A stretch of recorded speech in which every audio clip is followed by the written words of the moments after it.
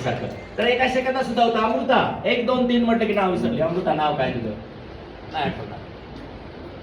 झालं, तुम्ही तेच काम करता. काय गरज नाही संबंधात जायची. चुकीचं नाव आठवलं. काय नाव चुकीचं तुझं नाव सांग जे आठवलं ते. काय मानसी. तू मानसी आहे. ही मानसी आहे. ते जागी पण होतं. हे जागे आहे.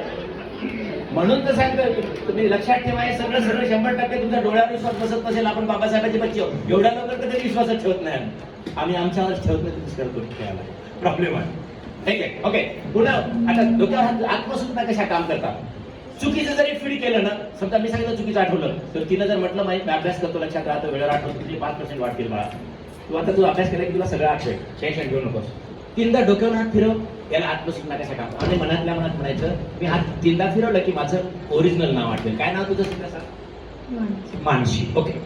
3दा ह्या आत्मसूचना भगवान बुद्धांनी 2500 वर्षापूर्वी आमच्या डोक्यात टाकलेल्या.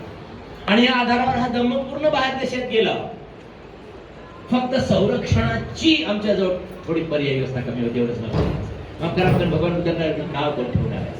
इथे आम्ही कुठेतरी कमी झालो. हा धम्म लयाच गेला. लयाच जवळ आता हळू बाबासाहेब आल्यानंतर धम्म समाधान. हा 3दा फिरवला डोक्यात नाव फिरव. मनातल्या मनात पण माझं नाव ओरिजिनल आठवतं मला. एवढंच म्हणा.